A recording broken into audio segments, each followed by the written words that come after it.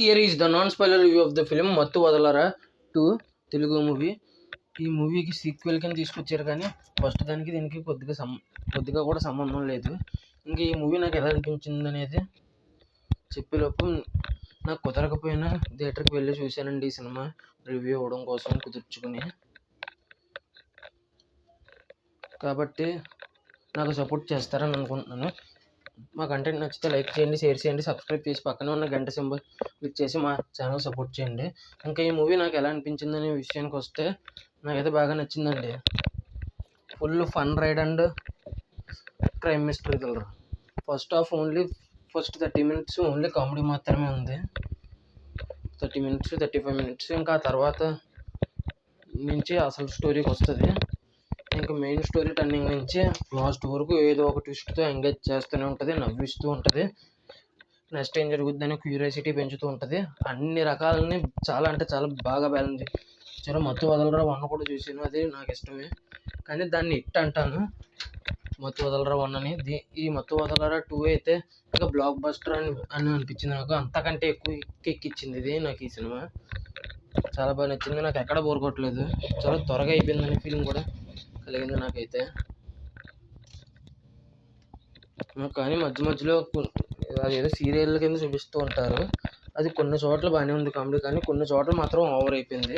Climax మాత్రం బుర్రపాడిది ఆ సీరియల్కి సంబంధించింది. చక్రవాకం స్పూఫ్ అది బుర్రపాడిది పెద్ద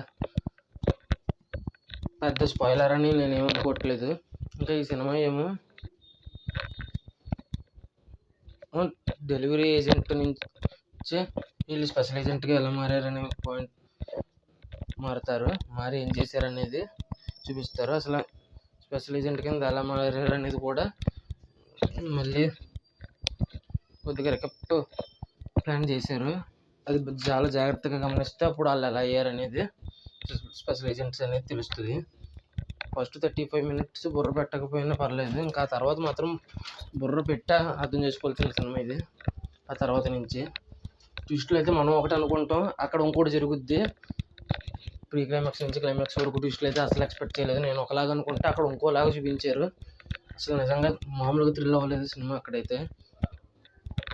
ఓవరాల్గా ఖచ్చితంగా థియేటర్ వాచబుల్స్, ఫ్రెండ్స్తో వెళ్తే ఖచ్చితంగా చాలా అంటే చాలా బాగా ఎంజాయ్ చేస్తారు. ఫ్యామిలీతో కూడా వెళ్ళొచ్చు, ఎటువంటి అడల్ట్ కంటెంట్ లేదు కాబట్టి కంపల్సరీ ఫ్యామిలీతో వెళ్ళినా కూడా హ్యాపీగా ఫీల్ అవుతారు. ఫ్రెండ్స్తో అయితే ఇంకా ఎక్కువగా అంతకు మించి ఎంజాయ్ చేస్తారని అనుకుంటున్నాను. ఇంకా మత్తు వదలరా అయితే ఇదైతే బ్లాక్ బస్టర్ హిట్. ఇంకా నేనైతే ఈ సినిమాని ప్రిఫర్ చేస్తాను. కొద్దిగా లేట్ అయింది రివ్యూ ఇవ్వడం, sorry for the late review. ఇంకా ఈ మూవీకి వచ్చేసి నేను ఇవ్వబోయే రేటింగ్ 4.5 out of 5. మధ్యలో కొన్ని సీరియల్ కింద అదేదో డ్రామా పెట్టారు, కొన్ని చోట్ల బాగుంది కానీ కొన్ని చోట్ల బాగాలేదు. ఎస్పెషల్లీ క్లైమాక్స్ మాత్రం ఇదేంటి ఇష్టరా బాబు అనిపించింది. అది సీరియల్ ఇది చూపిస్తున్నప్పుడు కూడా, సీరియల్ డ్రామా అది ఎటకారంగా చూపిస్తున్నా కూడా ఎలాగే పెడతారా బాబు సీరియల్స్ అని అనిపించింది నాకైతే. ఎటకారంగా పెట్టారు గురించి, కాబట్టి ఖచ్చితంగా సినిమా థియేటర్లో చూస్తే ఎంజాయ్ చేస్తారని అనుకుంటున్నాను. అంతేనండి, 4.5 out of 5 ఇస్తాను ఈ మూవీకి. మీరు కనుక ఈ మూవీ చూసి ఉంటే మీకు ఎలా అనిపించిందో కింద కామెంట్ చేయగలరు. ఇంకా ఫరియా అబ్దుల్లా గారు కూడా ఎక్కువసేపు కనపడ్డారు.